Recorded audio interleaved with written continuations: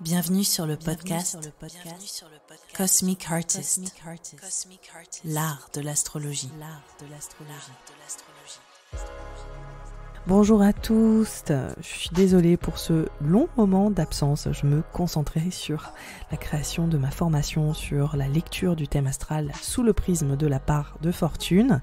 Et c'est exactement aussi ce que je souhaite vous présenter aujourd'hui, vous présenter ce point qui est si peu abordé ou qui est souvent même relativement décrédibilisé par l'astrologie moderne. C'est un point qui est fascinant, qui est porteur de sens à un niveau qui est inspirant et qui peut aussi vous donner des pistes d'accomplissement non négligeables.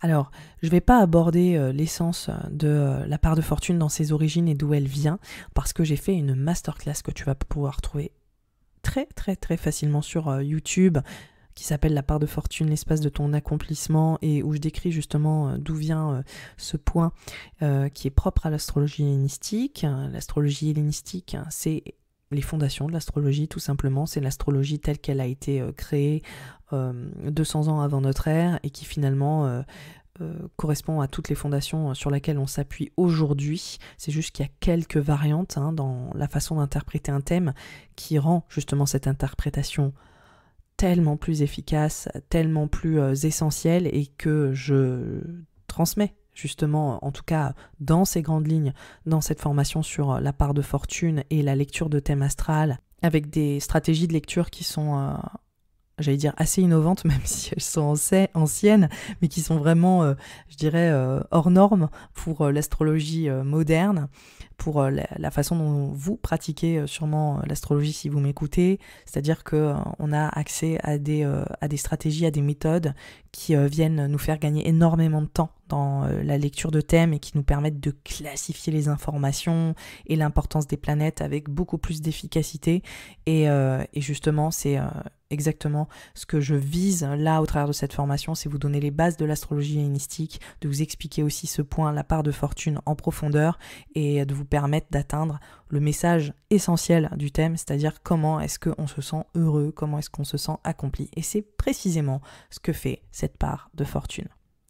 Alors la part de fortune, vous pouvez la retrouver dans le thème astral, c'est extrêmement simple, c'est un petit cercle avec une croix cerclée à l'intérieur. C'est un endroit qui vient créer un point d'harmonie entre le soleil, c'est-à-dire notre rayonnement, notre cœur, comment est-ce qu'on vient trouver notre place, notre lune natale, c'est-à-dire nos conditionnements, notre passé, nos schémas comportementaux répétitifs, mais aussi ce qui nous rassure profondément, ce qui nous stabilise. Quels sont nos besoins, c'est ça la lune, et notre ascendant. Notre ascendant, c'est vraiment notre chemin d'évolution, c'est la posture qu'on doit prendre pour s'élever, pour grandir, pour prendre en maturité et pour justement avancer en fait dans la vie. C'est ça l'ascendant. C'est vrai que souvent il y a cette dynamique de c'est ce qu'on va représenter pour les autres. C'est pas vraiment comme ça qu'il faut le comprendre, c'est plutôt quel est le rôle qu'on va prendre pour avancer. Et en général, on se positionne comme l'ascendant et on va prendre des caractéristiques propres au signe qui est celui de l'ascendant. Donc c'est hyper intéressant, et cette part de fortune en fait, elle se calcule. Alors là c'est un peu technique, mais elle se calcule en fait à partir de la distance entre le soleil et la lune projetée de l'ascendant. C'est-à-dire qu'en fait on va calculer le nombre de degrés qui séparent le soleil et la lune, et on va mettre cet écart précis à partir de l'ascendant, et ça va nous donner l'espace de la part de fortune. Sauf que ce calcul, il va varier en fait dans la tradition hellénistique, d'où vient la part de fortune, en faisant une différence si on est né de jour ou de nuit. Et c'est là où effectivement ça va être un peu plus compliqué pour moi là de vous expliquer ça au travers d'un podcast, parce que ça demande 2-3 exemples, mais en réalité c'est très simple, c'est vraiment pas quelque chose de complexe, mais ça peut paraître intimidant, mais c'est pas le cas. Donc en fait on voit qu'il y a disons, ce calcul qui va différer en fonction de ces deux typologies de thèmes, de ces deux écoles de thèmes, les personnes nées de jour et les personnes nées de nuit. Et c'est d'ailleurs l'un des fondements de la tradition hellénistique, c'est-à-dire faire une différence entre les personnes qui sont nées la nuit et les personnes qui sont nées le jour. Donc c'est hyper intéressant, ça nous donne tellement de grilles de lecture beaucoup plus lumineuse en fait sur le thème astral, et la part de fortune, elle vient créer cet espace de cohésion entre finalement trois énergies qui peuvent des fois nous emmener dans des directions différentes, comme le soleil, la lune et l'ascendant. Elle vient créer cet espace d'harmonie et de cohésion, elle vient nous montrer où est-ce qu'on se sent heureux, elle vient nous montrer comment est-ce qu'on s'accomplit, comment est-ce qu'on est reconnu aussi, comment est-ce qu'on va trouver cet équilibre intérieur. Mais ce qui est aussi fascinant avec la part de fortune, c'est que en fait c'est un espace d'harmonie entre trois, je dirais, tonalités différentes, celle du soleil, de la lune et de l'ascendant. Et elle va créer en fait une harmonie, elle va créer cette musique particulière qui est la vôtre, qui va vraiment définir comment est-ce que vous vous sentez bien, comment est-ce que vous vous sentez vraiment accompli. Mais en même temps, la part de fortune, c'est un peu plus complexe et subtil que ça. Ça va vraiment aussi nous montrer cet endroit où notre trinité est désaccordée. Donc je continue avec ma métaphore vraiment musicale, mais vu que c'est ce point d'harmonie, cette musique cohérente qui vient se créer autour de notre trinité, c'est-à-dire les trois piliers fondamentaux de notre thème, si finalement notre lune natale, nos conditionnements et notre passé prend le dessus face au présent et à nos projections et à notre rayonnement d'avenir lié au soleil, à ce qu'on souhaite accomplir qui est représenté par le soleil, là, finalement, cette part de fortune, elle va montrer aussi quelque part les conséquences de ce dysfonctionnement et comment on va avoir du mal à vraiment s'ancrer. Donc en fait, ce secteur propre à la part de fortune, il est double.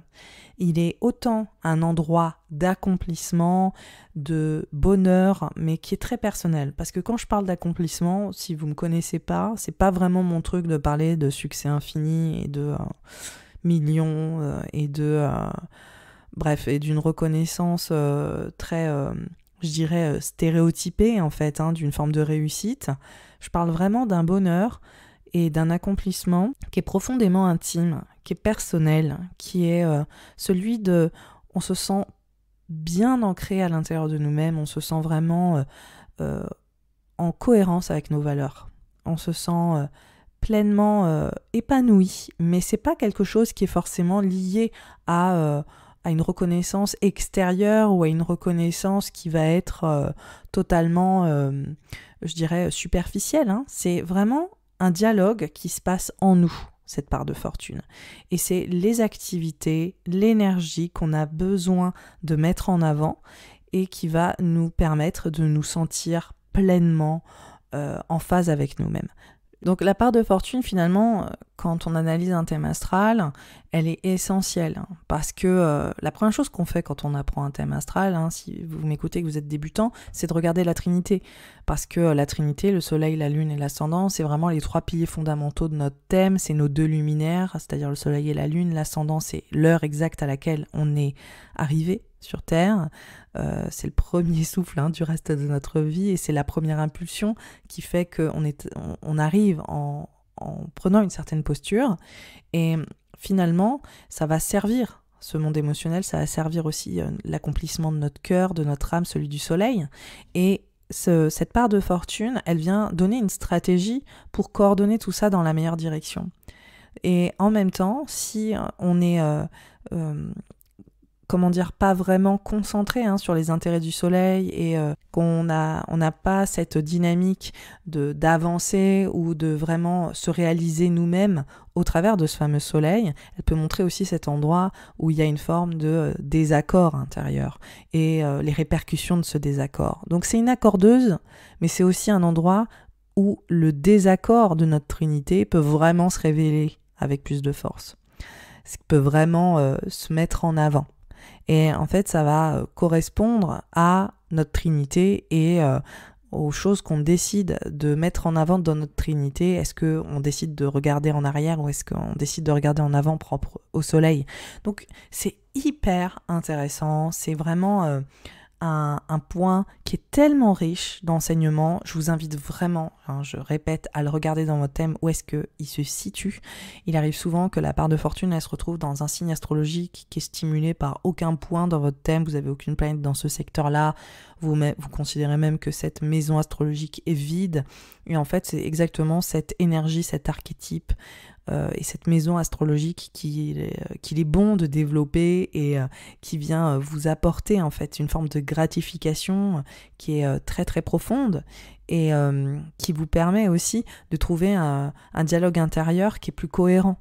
Voilà, et c'est assez étonnant parce qu'en général, ça vient aussi exprimer des énergies qu'on n'avait pas forcément identifiées de manière concrète, parce que le soleil, la lune, l'ascendant, c'est vraiment des énergies qui sont hyper, disons, évidentes, avec lesquelles on dialogue aussi depuis longtemps, en fait, vu que ça représente les fondamentaux de notre vie.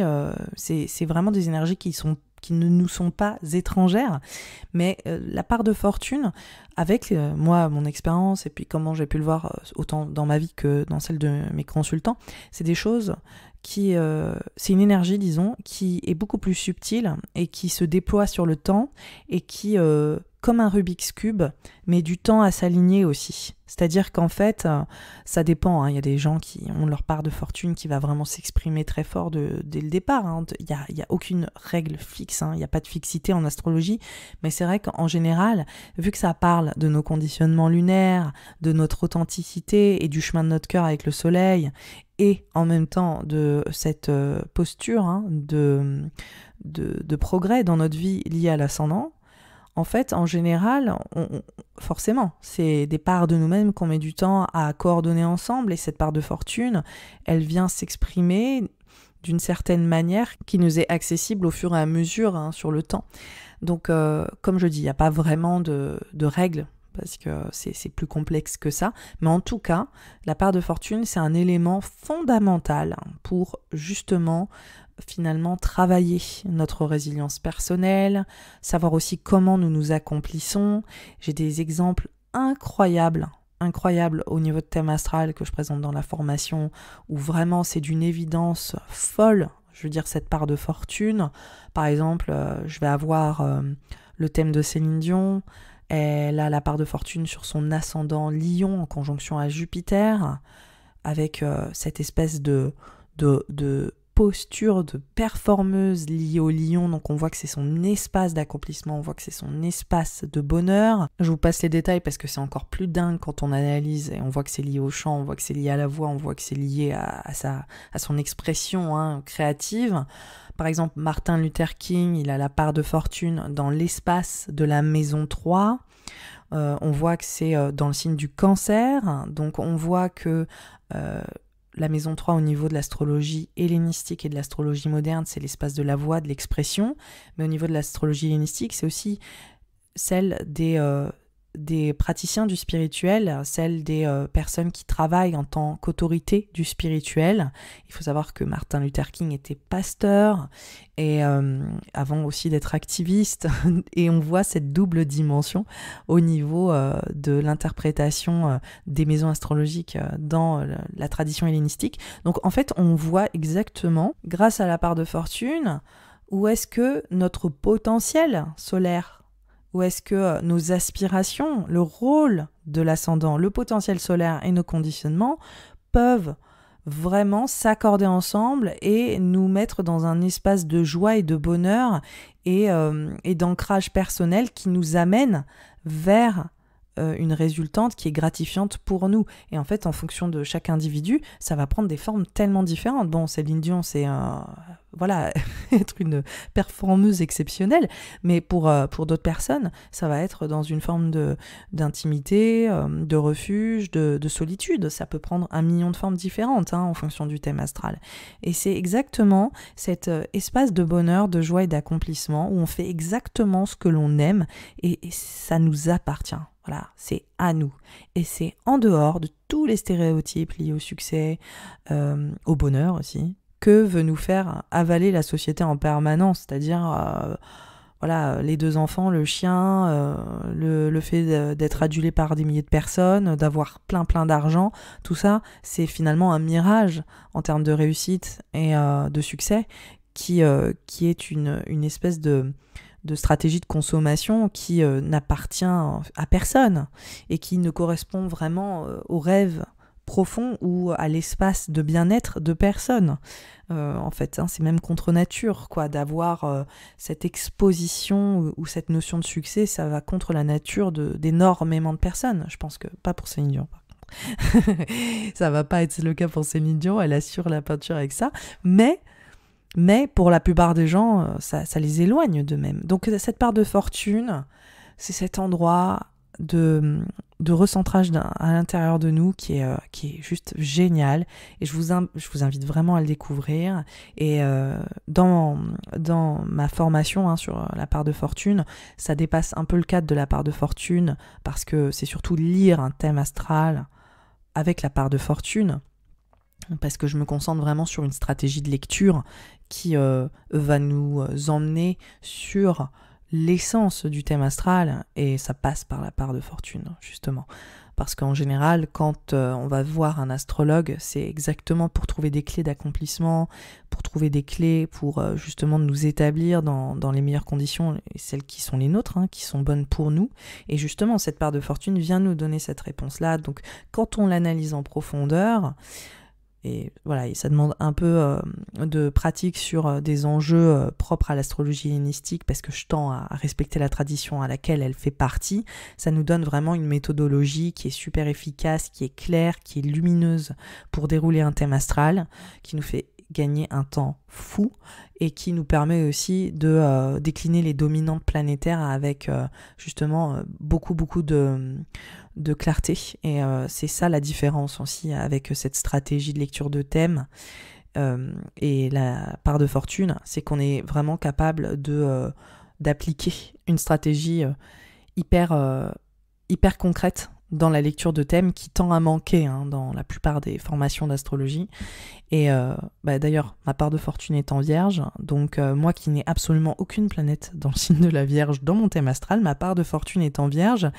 Et ça vous donne un exemple, j'adore les stratégies claires, méthodiques, qui vont permettre justement à interpréter avec clarté et en mettant de l'ordre dans les informations pour les analyser le plus clairement possible. Toutes les vierges qui m'entendent, vous savez de quoi je parle, mettre de l'ordre, mettre de la clarté, mettre aussi une forme de perfectionnisme dans tout ce qu'on fait, et c'est ça qui me porte, c'est ça qui m'aligne personnellement, c'est cette notion de service, cette notion de soin, cette notion aussi de méthodologie et d'idéal en fait, que je tends à poursuivre au travers de ma communication, parce que ma part de fortune est dans la maison 3, la maison de la voix, la maison de la communication. Donc voilà, là je suis pile dans ma part de fortune au moment où je vous fais ce podcast. Donc ça vous donne un peu un exemple. En tout cas, ça met vraiment en avant justement ces énergies qui sont bonnes à être valorisées dans notre thème pour nous sentir bien. Et au niveau du thème astral, ça donne une stratégie assez percutante qui nous permet de nous concentrer sur l'essentiel, sur le message à délivrer, sur les infos qui comptent, et de le faire aussi en gagnant du temps, en tout cas sans en perdre.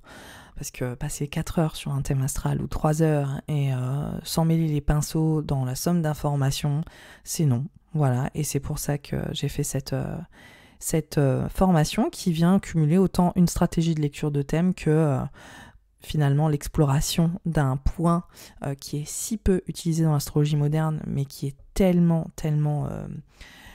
utile pour nous en tant qu'astrologue, que voilà, j'ai fait une sorte de doublon sur ce coup-là. Je vous invite en tout cas à vous renseigner sur cette formation. Le lien est sous cet épisode. Il y a encore un tarif Early Bird, donc il y a moins 40 € sur la formation, vous pouvez payer en 2 fois. Il y a aussi cette masterclass sur la part de fortune et ses origines, et ça vous donne aussi un point de vue sur le premier cours du module 1 de la formation, donc ça vous donne aussi des pistes sur la façon dont cette formation va se dérouler, hein, et puis comment moi je fonctionne en termes de formatrice. Donc je pense que ça va être édifiant pour vous, et puis ça va vous donner beaucoup plus d'informations sur la part de fortune. La date butoir pour profiter justement de cette offre de lancement, parce qu'elle est en pré-vente, hein, jusqu'à l'ouverture de la formation le 26 juin, c'est le 25, voilà. Et ce que je voulais vous dire aussi, c'est que je vais me mettre sur les horoscopes de l'été, donc je vais me mettre dessus pendant une semaine complète.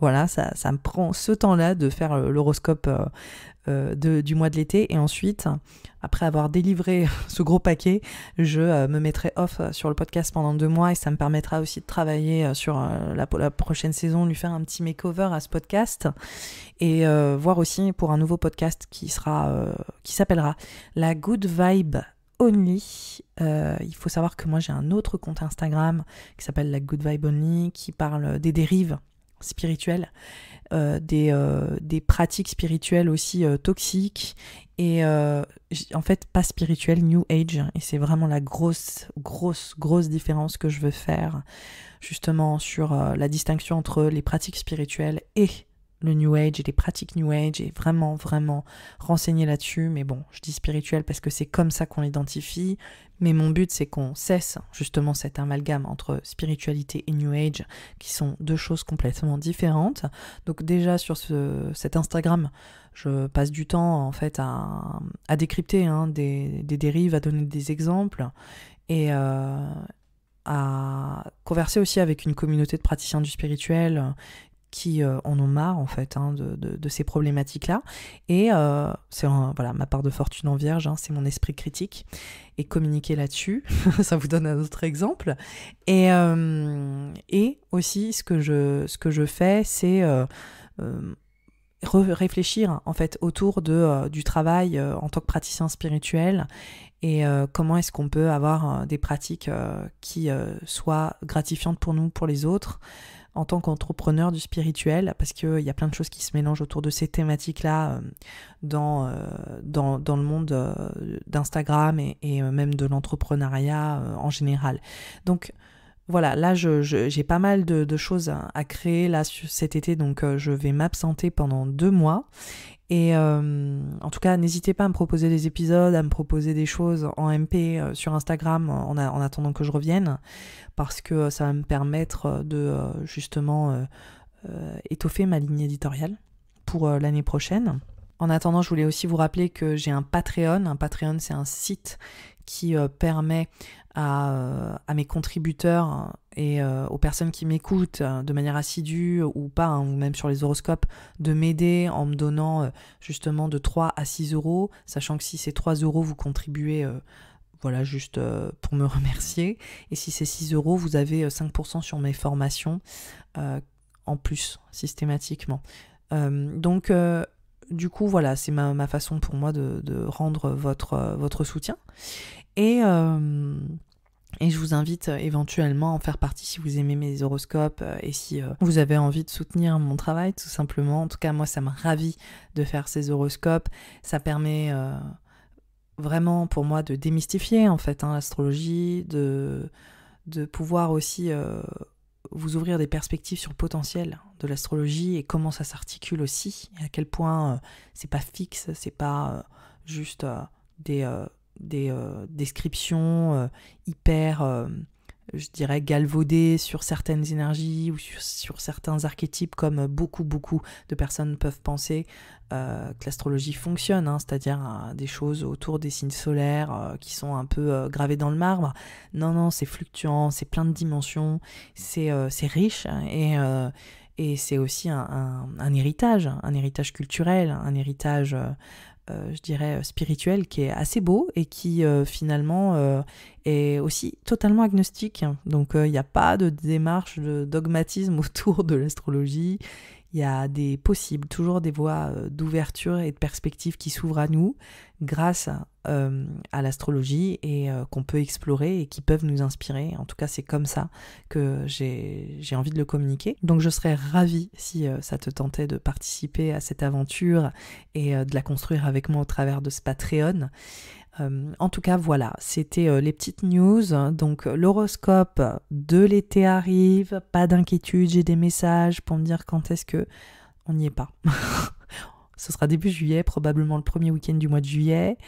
Et cette fois-ci, je viendrai aussi couper les épisodes en plusieurs fois. Et je vais pas faire un épisode de 5 heures, mais je vais classifier par groupe de signes. Et voilà, comme ça, ce sera beaucoup plus simple pour vous. Donc par contre, il y aura sûrement 4-5 épisodes qui vont sortir d'un coup et il faudra sauter d'un épisode à un autre pour entendre les signes qui vous intéressent. Mais en tout cas, je pense que la lecture sera plus intuitive que de parcourir sur 5 heures de piste audio. Même si je mets des marqueurs de temps, je comprends que ça puisse être compliqué, donc j'ai eu quelques retours là-dessus, mais je ne savais moi-même pas que mon épisode faisait 5 heures. C'est ce genre de, de service que j'ai tendance à faire. Encore la Vierge, ma part de fortune en Vierge, qui a tendance à en faire un peu trop en termes de service, mais bon. Voilà, c'est tout ce que j'avais à dire. Je suis désolée pour ma petite absence sur le temps, mais c'est vrai que j'ai la formation à créer pour justement vous donner des méthodes claires, précises et concrètes pour lire un thème astral en gagnant du temps. Et c'était ma priorité ces dernières semaines. Je vous embrasse, je vous souhaite un merveilleux week-end et je vous dis à bientôt. Bye bye.